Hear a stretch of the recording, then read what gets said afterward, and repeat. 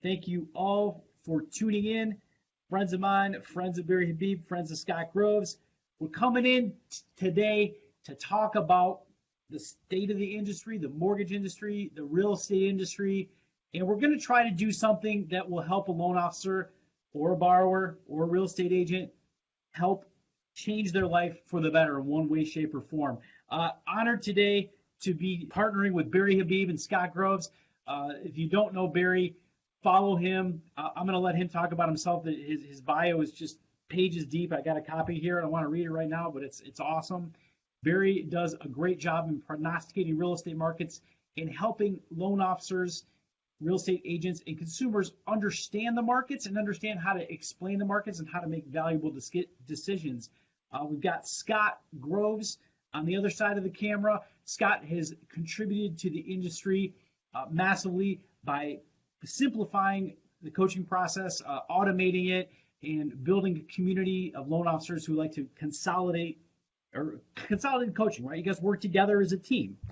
So let's go ahead and get into it, guys. First thing I wanted to say is you guys are going to come down to Orlando. You're going to join the Mortgage Loan Officer Network. We're going to potentially jump on stage. What's the number one topic? What's the most important thing that we need to focus on as real estate agents and loan officers in 2019? Let's start out with Scott. So what's the most important thing? What do you think you can bring maybe to stage, or what do you need to talk about? It's pretty easy, man. It's all lead generation. Like, if people aren't picking up the phone and making the calls, then all of the great information Barry's about to share with us for our realtor community and for our loan officer, it's pretty worthless, right? Everybody can have the best product, the best system, the best something, but until a sale is made, until a relationship is made, until a realtor and a lender are working together, it doesn't really matter. So I'm always excited about the value that Barry can add to our realtor community with his kind of economic updates. And then also we'll talk in a little while about his product, MBSHighway, which is a must-have for loan officers. So that's what I got in 2019 and at the live events that people are going to be seeing us at. Awesome. All right, Barry, what do you think? What's most important for the loan officers to focus on and real estate agents and consumers in 2019?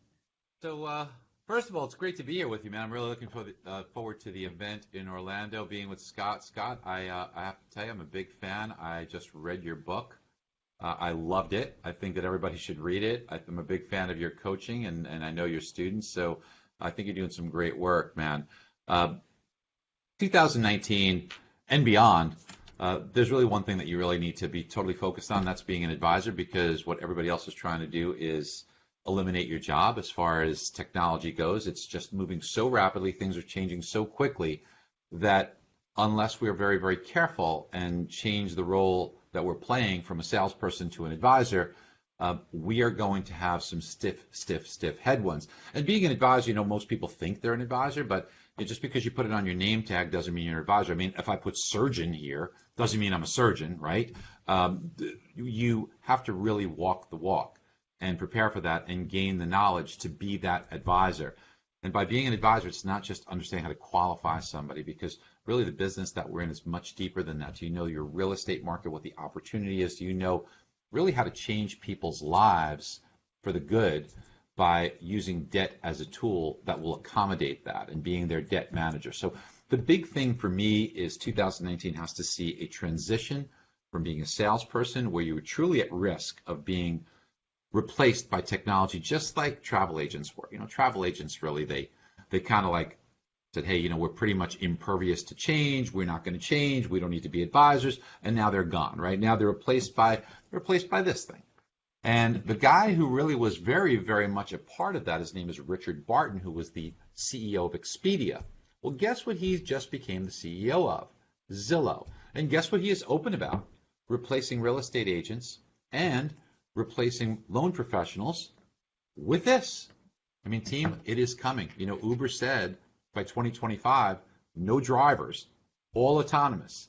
The biggest expense you have is personnel. So unless we justify that with unscalable work, we become replaceable. Just think about this statement for a second. I'll go back to you, but A lot of times people say, well, I don't really need to talk about the market. I'll just lock everybody. Or, I don't really need to understand the real estate market. I'll leave it to somebody else. The less advice you give, the less of an advisor you are. Yeah, I got to say, Barry, I agree so wholeheartedly with what you're saying. I have the benefit of having two great loan partners, and I know that Michael has great loan partners, which frankly is what allows us to curate these groups and do more of the lead generation and the coaching with our realtors. But I happen to be overhearing a 6:30 a.m. call with my business partner Justin because somebody was in travel and wanted to make an offer on the house. They talked for 25 minutes about the neighborhood, getting the offer accepted, the capital gains benefit of taking $500,000 off the table tax-free. The guy's in the top tax bracket. He's looking to buy a $2 million house. And Justin talked him through just like you would. Hey, man, like how often, if you're in a 50% tax bracket and you're going to take 500,000 capital gains, that's like earning $1 million. How often do you get taking $1 million off the table in earnings? And it just never happens. And, he spent 25 minutes doing the consult part of it and said, oh, yeah, by the way, fill out the online application. We'll give you a great rate. I'll get the loan approved. But if you're not moving that direction, lead generating with the realtors, and then being a consultant, which I know Michael is, I know both of our teams are, you're screwed, man. You're in a really bad spot. Yeah, there's no question there. I just wanted Michael to chime in. I know. One thing I want to add to that, Scott, is that, that goes for all levels. It's not just the folks who have $500,000 in the bank. I mean, it's the first-time home buyers, the people that are using down payment assistance or rural development. Somebody came into our office just about a week and a half ago, and they were comparing, an online lender to what we were offering, and we were able to take a state housing program and use a housing tax credit and show them how that would actually benefit them at tax time, and over the next 10 years, put an extra $12,000 to $15,000 in their pocket. Now, is that the same as the savings for the guy with $500,000? No, but it's a big difference for that particular family. An extra $70, $80, $90 a month is going to go a long way for somebody who really is cash poor. On a relative basis, it might actually be a bigger difference. Yep. On a relative basis. Yeah. So when you take a look at the marketplace today, there are some things that are really important to understand, and one of them is that, first of all, real estate values are very strong. It's a really strong market just based upon demographics and supply and demand. And Michael, this is something that we do every single day. I speak to people all over the country. I get to talk to about 15,000 real estate agents a year from speaking, so kind of on the front lines.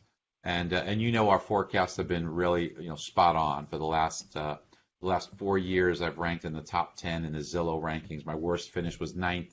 My best finish was 1st in winning the Crystal Ball Award. That's 150 of the top economists in the U.S. So we understand the real estate market very well.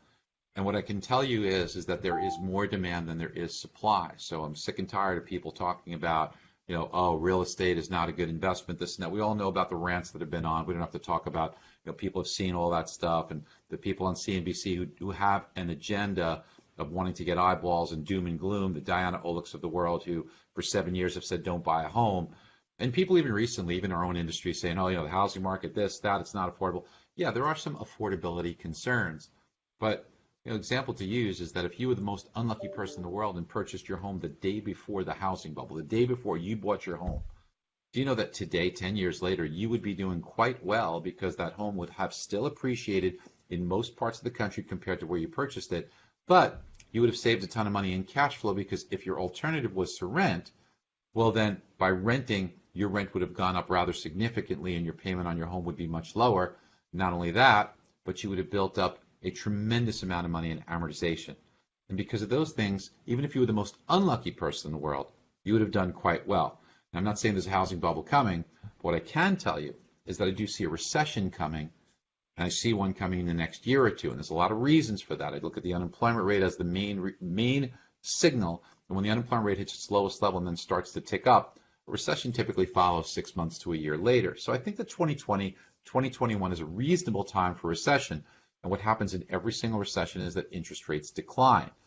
The last recession, they went from 6 to 4 7/8. Before the one before that, 7.5 to 6.5. You can go back to several recessions before. It went from 11 to 8, 18 to 13, 16 to 10. interest rates decline during recessions every single time. So knowing that there could be a recession coming and knowing that rates decline during recession, first of all, home prices, believe it or not, do pretty well because of that lever of affordability and lower rates. But more importantly, as an advisor, your strategy should be, hey, you know what? If we know there's going to be a refinance opportunity in the next 12 to 24 months, no single premium MI. Pay the extra every month if we can qualify for it, because it'll take 5 or 6 years to break even. Don't pay points because it takes 5 or 6 years to break even. Try to avoid some of the closing costs, build it into a higher rate, not a lower rate, because chances are you're going to refinance within the next couple of years. You're not going to keep the same mortgage. Either you'll have moved or refinanced within that 5 or 6 year break even period. So that's the advisor strategy based upon understanding the market conditions. Hey, Barry, I got to bring on my business partner, Justin Bale, because I know you're one of the top prognosticators in the industry, and we've got a bet going that we want you to weigh in on. Hey, Barry, Justin Bale here. Great to see you. It's always great to see you guys. Hey, Justin. Yeah. So the bet is with the CEO of the company that I work for, and when the 10-year was about 300, 305, somewhere in that ballpark, one of the people that he relies on came out and said that we were headed to 350. And I immediately placed a public bet that said, I bet we hit 250 before we hit 350. It's only a steak dinner, but I'd love for you to weigh in. And obviously, we're leaning much, much closer to 250 before 350. But what do you think is going to happen? So I wish you would have said 2.57 because that's a very important level. There's a lot of stiff resistance at 2.57 on the 10-year. Yeah. 3.25 on the upside is also a big level that would be tough to break. If we break 3.25, you're going to go to 3.625 and then 3.75. Those are where the markers are. But 2.57 is a very important level for the 10-year. I think it has a difficult time breaking beneath it, but the chances are I think it breaks that 2.57 before breaking 3.25. A lot of reasons for that. One, inflation is low.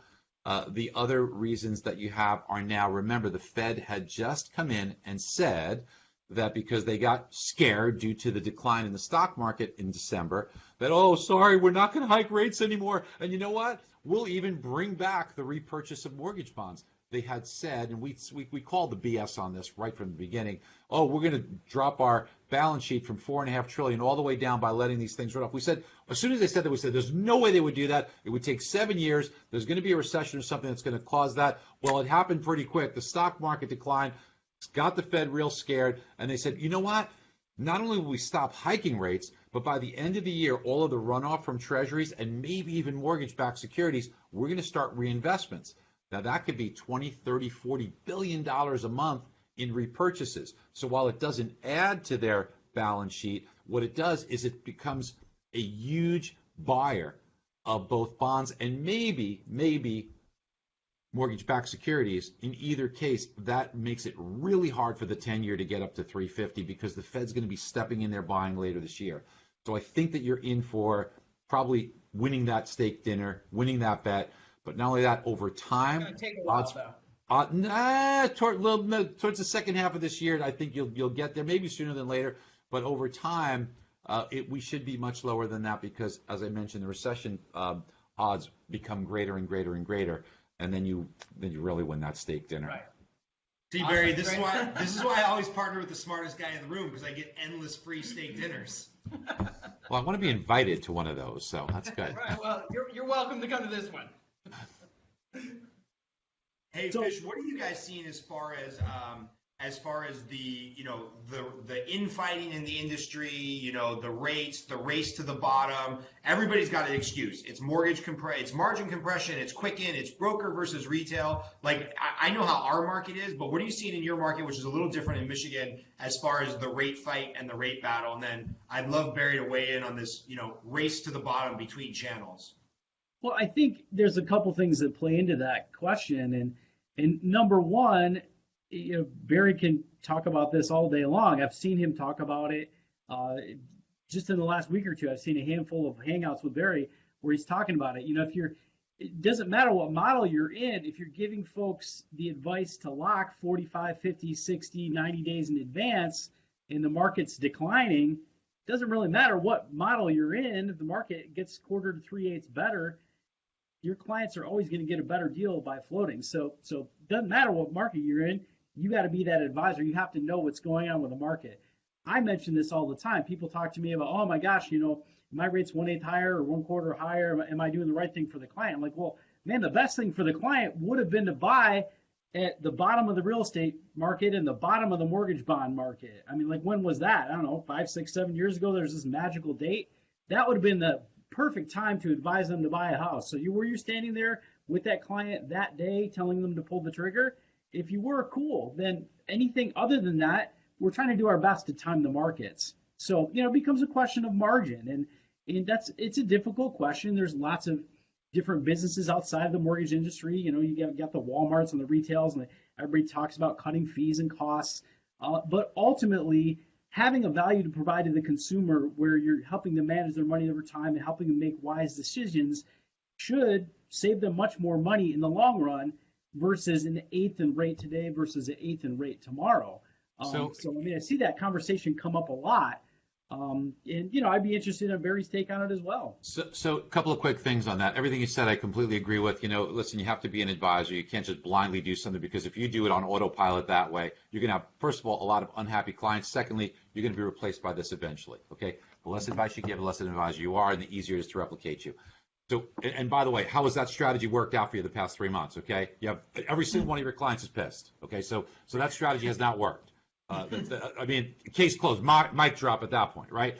But here's the thing, and this is what's really critical to understand, is that, and first of all, we're not on opposite ends, whether you're a broker or you're a banker. I mean, we're all in this together, okay? There is a wave of things that are going to occur, and sometimes rates on one will be more beneficial or another, but over time, things tend to have a sway either way. So I think what's more important here is not to have infighting, is to know we're all in this together, but to understand that if there is a difference of an 1/8 in rate for the consumer, what does that mean really? An 1/8, what can you do with an 1/8? Can I touch it? Can I feel it? Can I eat it? What is an 1/8? Nobody knows what an 1/8 is, but everybody knows I want the lower rate, okay? I want it, but I have no idea what I want. So what you really need to do is do not hide from it. You need to feature it. So you need to say, okay, $250,000 loan, 1/8 in rate, it's $18 a month. $18 a month, we divide it by 4.33 weeks in a month, it's $3.96 a week. $3.96 a week. You know what I can do with that? I can bring a cup to Starbucks and say, hey, can you fill this 3/4 of the way once a week? Because I can't really afford, by that savings, a full cup of Starbucks, but I can afford 3/4 of a cup. So fill it up for me 3/4 of the way once a week. That's the difference of an advisor versus somebody else who might be a little bit cheaper this week than I am. But then again, when have they locked? Because if they locked at the wrong time, like somebody else who might have been cheaper at that time, but now that interest rates have improved 0.387%, maybe they're not cheaper anymore. And by the way, that $3.93 a week, you know what it comes out, or 96 cents a week, you know what it comes out to? 57 cents a day. 57 cents a day. If you made or lost 57 cents a day, is this now, I can go on a worldwide vacation? I can buy a Ferrari? I mean, can you do any of those? No, you can't even celebrate, because I can't even buy you a beer to celebrate it, because I can't afford it on 57 cents a day. But you don't understand, Barry. It's 30 years. You just don't understand, Barry. It's 30 years. I got to do what's best for my family. Right. So here's the deal, is that, and by the way, if you're talking a quarter, it's $1 a day. $1.50 a day. Is that going to change one decision you make in your life? No. But I tell you what will. Being a debt manager and restructuring somebody's debt the right way, and I can show you day in, day out, because we get people every single day, we get 50 a week that tell us by using proper debt management, and we happen to have some really good tools that we have that allow you to do it easily and visually appealing, that by being a debt manager, everybody has debt. We all love debt, okay, because that's instant gratification, okay? So you could buy something one of two ways. You could say, I'm going to save up for it, or I can have it right now, instant gratification, and then I'll pay for it over time. It's the same structure. You could just have it now. The negative of debt is that you have to pay some interest on that debt. But debt is a powerful tool. Every single listed company on the stock exchange, every single Fortune 500 company has what? They have debt. You know why? Because if you use it properly, it could create enormous wealth. And consumers need to do that. And by the way, the only person in their life that knows everything about them and can do it correctly is you. Because as the mortgage professional, you know more about them than their stockbroker does. You know more than their attorney. You know more than their doctor. You know everything about this person. And yet, if you act like a salesperson, remember, this is going to replace you soon enough. But if you act like a salesperson instead of an advisor, not only are you missing an opportunity, not only are you cheating yourself and your family on your career growth, not only are you taking money out of your family's pockets, out of your pockets, but you're not helping the customer, and you're doing a disservice to the customer, because you're really the only person that can change their life for the good by using the powerful tool of debt in a way that constructs it properly to change their life. And more often than not, what that means is taking their debts that they have short term, changing it, including it into longer term debt, taking the difference in monthly payment, paying down the new mortgage, and then the results are mind-blowing. Mind-blowing. Literally hundreds of thousands of dollars can be changed in a person's life by doing it, whether it's on a purchase or whether it's on a refinance. And people will tell me all the time, well, I'm not even going to call my customers. You need to call your customers. And if you're not calling them, that's a mistake, because you're not staying top of mind. Reticular activator doesn't come into play there. But if you are going to call those customers, your customers have debt. I can take somebody, and I'll show you, I'll bet you today, somebody will have 3.5%, no MI, and I'll take them to 5.5%. Forget your rate today. 5.5. You're worried about rate? Give me 5.5 to give them. Okay? I'll show them 5.5%, and I'll show you how I change their life for the better. I'll shave 10 years off their mortgage, so 10 years sooner, 11 years sooner, 12 years sooner, they will have no more mortgage payments. And on top of that, I'll put an extra $200,000 in their net worth at the end of it. Now, by the way, what does $200,000 mean? Let me tell you this. 80% of households in the United States have less than $100,000 saved. You know what the top 10% have on average? $156,000. You know what the median is? $34,000. You know what the average retirement account is in the United States? $95,600. $95,600. That's the average. You don't think an extra $200,000 is going to help somebody? Now, one more thing. There's 330 million people in the United States. 330 million people. Out of 330 million people, how many have $1 million saved in their retirement account? 133,800. Out of 1 million, that's 1 out of 3,000 people. And $1 million, when you think about it, is that even enough for retirement? Maybe, maybe not. But let me tell you something. An extra $200,000 or $300,000 that you can do for them and change their life, game over, team. You help them. You do a lot of good in this world. You build your business. Or would you rather be fighting 56 cents a day? You choose. I'm that guy. I'm 56 cents a day. Or I'm going to change your life, pay for your kids' college, and get you set better for retirement. Barry, how did that happen? Because I feel like when I was growing up, and you would see a Prudential commercial or a Northwestern Mutual commercial, they used to advertise rate. They used to advertise, get a fixed rate annuity at 4.99% with AIG or whatever.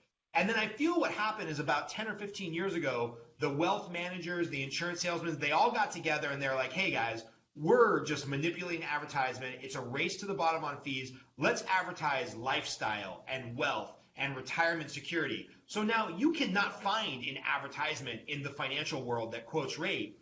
And somehow mortgage people went the exact opposite way, where we said, hey, we're only going to commoditize ourselves. We're going to be a race to the bottom in price, and we're not even going to attempt to position ourselves as advisors. So why did one sector of the financial industry go this way, and we took a sharp left-hand turn and just shit the bed on how we advertise our service? It's a very smart and astute observation, Scott, because if we take a lesson from the stock brokerage industry and you think about it, there is no way that they can compete with Charles Schwab at $4.95 a trade or E-Trade at $9. So what they did was one of two things. Either they stayed as salespeople, in which case they pretty much got eliminated, okay, or they changed from being stockbrokers, salespeople to asset manager. So listen up. Take a lesson. You need to be a debt manager. Okay? Asset managers are making bank right now because they're helping people and creating wealth, just like you pointed out, Scott. And debt managers, you as a debt manager can do the exact same thing. Because listen, if I ask you what business you're in and you say the mortgage business, I know we all say that, but who the heck wants a mortgage? Oh yeah, saddle me with a big payment so I can't even go out to dinner, right? I mean, no, that's not what people want. They don't want a mortgage, they want a home. They want to understand the real estate market. They want to use money as a vehicle. They want to create wealth. If you change your focus to creating wealth and understanding the real estate market and understanding how it can do that for people and understanding how debt is a powerful lever that can create wealth for people, nobody's going to touch you. You will dominate. You have to dominate. The great news is that so few people are doing it or will do it that you have no choice but to dominate in your market. I like You're really smart for a guy from Jersey, man. I like how you keep reminding us that it's debt management on the purchase too. I mean, so many of us are just only focused on managing the debt on the refi, but I mean, so many folks come to us trying to buy, and they think, well, hey, if I put 20% down, I'm going to avoid MI. That's great, but if you've got high credit card balance debt that you're not paying off, what are you really ahead over the MI? Like you said, if you use some of the tools in MBSHighway, or even if you just use spreadsheets and learn how to do the math, you can show people, look, man, if you paid this credit card off, if you get rid of these high interest obligations, who cares about the 0.4% over here?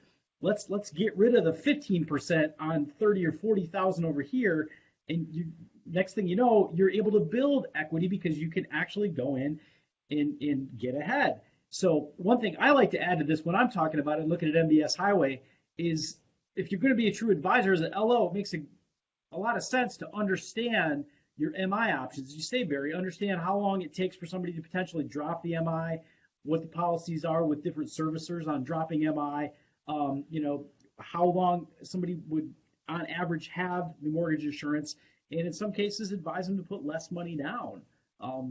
Yeah, show some of the tools you got here, man. This is great stuff. I know a lot of our folks watching know this, but Michael, you and I were talking about this. Okay. Yeah, sorry. You and I were talking about this. Can you see my screen? Is it? Yeah, we got about 55, 60 people watching. Okay, cool. So, shameless plug for Barry's program, and I don't get paid. I don't get paid to do this. I paid my $599 a month, just like everybody else, or $599 a year. But yeah, there's $599 a month. We might need some more bells and whistles. But obviously that was for the basic service that you got. But then there's other extensions that you could put on. But yes, I know that you did pay for it. What I want to say is everybody that is in the mortgage space, and especially if you're using this tool, pay for the upgrade for the Loan Advisor Toolkit, because this tool right here, this debt consolidation, I mean, this is kind of the magic calculator where you start walking through the step. And I know for certain that loan officers are making a couple $1,000s extra a month. I hear about it in my group. When I have a realtor who sends me back like a competitor's quote, bid, something, a lot of times it involves one of Barry's calculators. So, the word is out, but this is such a great tool. So Scott, Scott, why don't you do this right where you are? Click where it says demo, and let's do that move up bar. On the right hand side, the yellow button, hit demo and hit move up buyer. That's where move up purchase. So what we have there is we just have a demo that we put in there. Now you could put anywhere in the country, but essentially what you're seeing here is you're seeing someone that purchased a home a few years back for $500,000. They put 20% down. And based upon any period of time that they purchased it, we know what it's worth today. I'm sorry, in this case, they bought the home, for $400,000, and this was in Dallas, Texas. $400,000 in Dallas, Texas. It could be anywhere in the country. We'll tell you what it's worth today. So it's worth $498 today. And then what we show you is that we know what their monthly payment is. We know what their taxes are. We know what their remaining balance is. And this is somebody who's got a 3.5% rate with no MI. And now they want to purchase a new home, but they've got some debt. So we put some debt in there. So go ahead and scroll down. And you can see that they're hesitant because even though, and go ahead, keep going down, they're hesitant to do this because even though they qualify to make this new purchase, they're a little bit concerned because keep going down. They're going from a home that is a $498,000 home to a $600,000 home. And they're going from taxes that were lower to taxes that were higher and a 3.5% rate, and we used 5.25 as an example on this one. So they say they qualify. The ratios are like 27-39. They're fine, but now it's $1,500 a month more. That really gives them a little bit of nerves. So why don't you just click on what would happen if we do exactly what Michael said. You see that $450,000 loan amount there. That's what their loan amount would be at a 75 LTV to buy this home. But we know we could take them up to a 95. We don't have to go all the way there. But show them what happens when you click on the vehicle loan there. Click on that vehicle where it says vehicle loan, just click on it right there, right in front of you. Oh, yeah. Yeah, just click right there where it says, right on the words vehicle loan. No, go back. Oh, yeah, I'm slow today. Go back and click on the words vehicle loan right there on the left. There you go. Now you can see what happens when you click on that. Click on the Visa. Let's pay off the Visa. And you can see what happens now is that we minimize the difference. The loan amount goes up. You can see the LTV shooting up. Yeah. And if you pay off all their debts, you can get them in their new home for $200 a month. You increase their loan amount to 509. It's an 85 LTV. It's got some MI there. But here's the thing. You see right above the 201? By debt consolidation, by being their debt manager, we got them in the new home for just $200 a month more, but we saved them $1,271 a month. Now, what would happen if now that it wasn't an obligation, they took that $1,271 a month, since they were qualified for that payment, and put it into the new mortgage? Scroll down and it'll tell you. They pay it off in what, 17 years? It shows you right there. Years. It tells you right there. Yeah. 15 years in 1 month. Look at how much interest you'd save, and then look at the increase in net worth. $352,000. As opposed to just giving them the 15-year mortgage, which would have made the payment obligation even higher. Well, in this case, if they took the 15-year, compared to what it is, it would actually be cheaper than if they would put this money in, because now the rate would be less. But this way, it's not obligatory. You know, this way they could say, look, I'm comfortable. I know I'm obligated to spend $200 a month more than what I was spending. I'm super comfortable with that. But then if you did take the money, since it's not obligatory, and put it in, 15 years and 1 month from now, guaranteed, you will have $352,000 more than what you would have had if you didn't use this strategy. So you want to fight over 56 cents a day, or you want to work with me, and I'll take care of making sure your kid's college education is paid for. I'll make sure that your retirement is much more fun. It'll be quadruple what you have in retirement savings right now.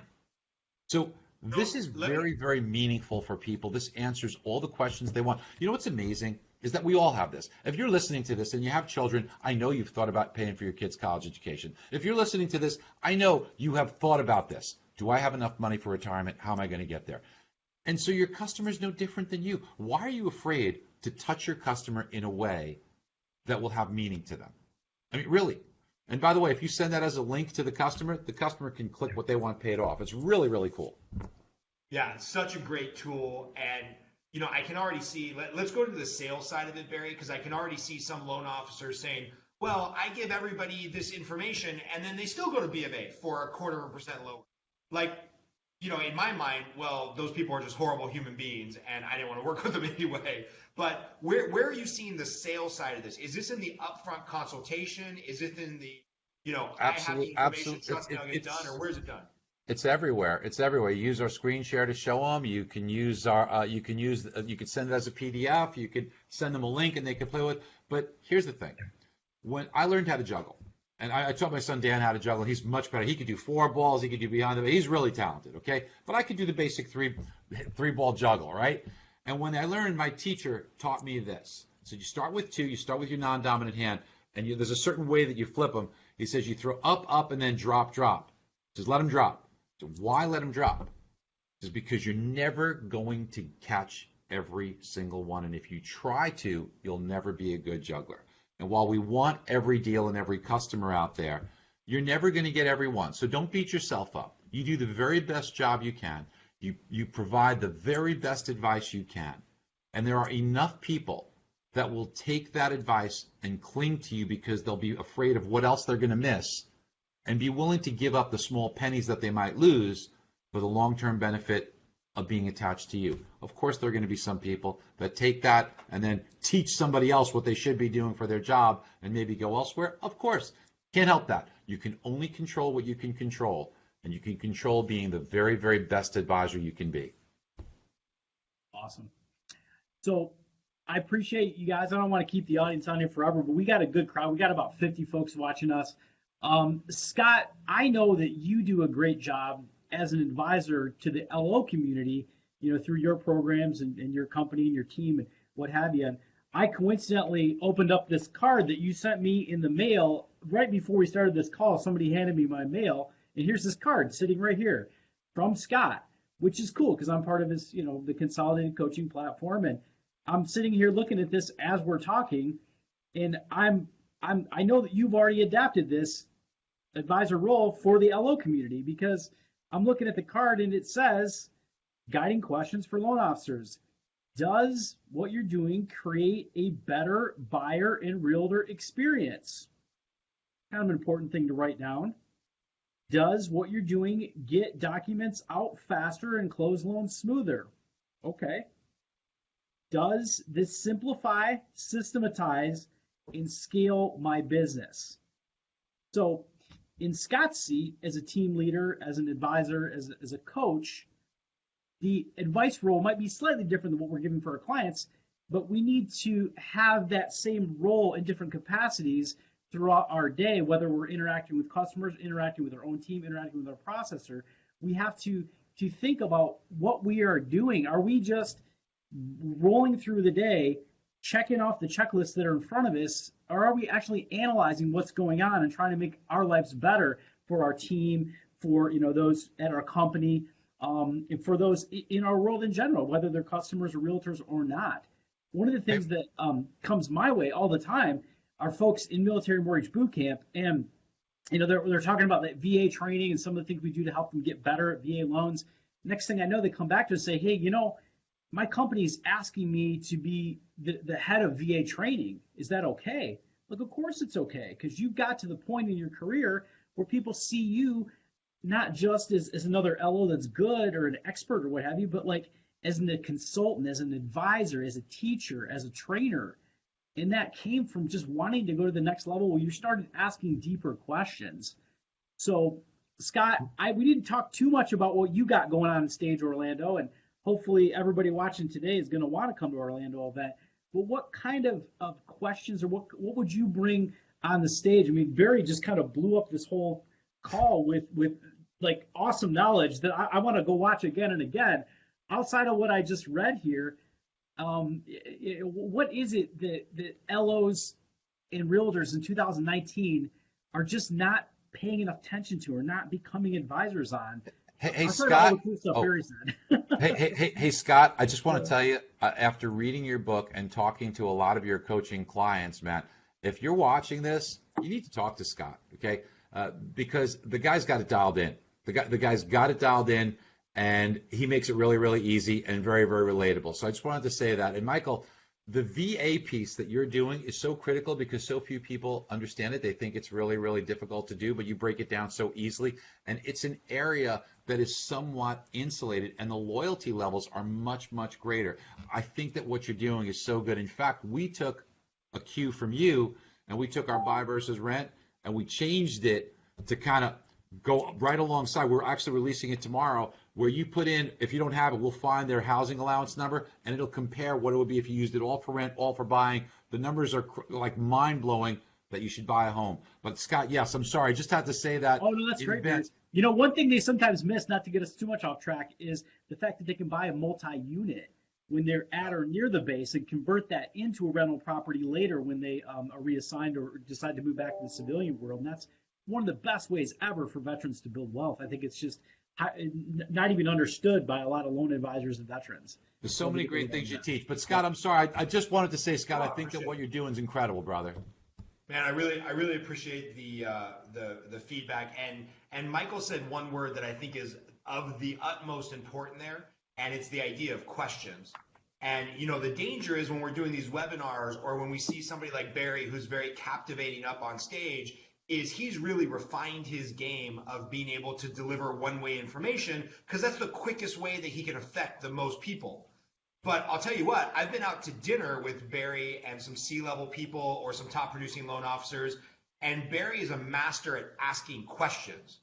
When he's up on stage, he has a job to do, throw up information about the mortgage industry, and he's one of the few people I listen to when they're on stage because all of his stuff is relevant. But what we really wanted to make sure that we got into on this little Kaizen card, which means constant improvement, is I don't have all the answers, man. For me to tell a client in Detroit, Michigan, how exactly they should run their business, and literally that call them junk if they don't follow exactly my program, that's just ignorant and arrogant. And I don't believe in that. So I think asking these guiding questions. And I know Barry does it when he basically develops his business. And I know Michael does it when he's putting a live event together. Like, the better questions that we can ask, and I think that's one of the real benefits of coming to an event like the one that you're hosting in Orlando, the one in Vegas. You know, live events are cool, and I love the gossip around the water cooler and learning from other people. But when you come to a live event where they're asking good questions and they have guiding principles, that's where the knowledge kind of finds its own way into the room and it rises to the top. So, you know, it's one of the things that worries me about Facebook is that we are constantly delivering one-way information and it feels like that's the only way to do things. But if you listen to Barry, he's like, hey, ask the questions of the client of where they want to be, how we can save them money, what their long-term goals are. Just don't throw up information on them and tell them what their mortgage payment is going to be. Because if that's all you're doing, then don't be pissed off when an app from Quicken can do the same exact thing for cheaper. So yeah, I guess if I was going to say anything about our coaching program, about our style, about where I have seen greatness in our mortgage business and in leadership is like, if you can craft really good questions, the answers kind of become self-evident. And one of my mentors, John Berghoff, he says, you know, I wear glasses. I think you guys wear contacts. The world is like wearing glasses, right? So once I put on my glasses, this is now the lens through which I see the world. Questions and the power of questions are transformative in the nature that, like, once we ask the good question, the lens through which we see the world has changed, regardless of what the answer is. And so, you know, I love getting this information. I love getting out as much knowledge as possible to loan officers and realtors when we have somebody top-notch like Michael or Barry on, or guest on something. But man, I love getting to the nitty-gritty in these live events and having dinner with you in Vegas, Barry, and those type of things, because then we can ask good questions, and that's where the power and the coaching comes in. Well, people that show up at Michael's event, we're going to have a lot of that kind of back and forth. We're going to be there for the whole event. We're going to be interacting the entire time. I mean, that's where you really kind of develop great relationships, and we start to do that. So if you're thinking about coming to the event, don't think about it. Just come to the event. If there's any way, shape, or form you can do it. And I just got to give a little shout out to Megan Anderson, who Michael's going to have at the event. I know the presentation that she's going to give. Let me tell you something that's going to blow you away. If you wanted to do anything on social media and get great views on videos, if you were thinking about doing it, and if you have had any hesitancy in doing videos that will get you literally thousands and thousands and thousands of views in the first couple of days and be easy to do, she will give you the construction of it and what to do, how to do it. I mean, this is going to be something that you can't miss. So I just want to say Megan Anderson is going to deliver something I think really meaningful. Sweet. Hey, Barry, where can people find you and where can they buy MBSHighway? I guarantee you guys somewhere between $700, $900 a month with the Lowe's Advisor tool. I don't know how much it is, Barry, but whatever they need to spend on it as an annual basis. So our cost is it depends on what you have. If you have the entire suite of tools, it's about $150 a month. But we do, as a huge discount because of this event, we'll have event pricing. It'll be significantly less than that at the event. But if they wanted to talk to us and give us a buzz here, or just look us up on MBSHighway or give us a call, we're happy to help you out. MBSHighway. And where do people find you, Michael, other than on Facebook in your MLO group? Which, by the way, can I just say, I thought I was dedicated to my Facebook group. Michael is the most dedicated moderator I have ever seen. And I'm in a moderator group hosted by Facebook for moderators. And the moderators at Facebook that moderate the moderators are not as involved and as caring and interactive as Michael. So, Michael, kudos to you for what you've built on Facebook. Yeah. Well, we try hard to make a community where people are not afraid to ask questions. They're not afraid of, like social persecution where everything's going to pile on. It's okay to perhaps be a newbie and not know everything.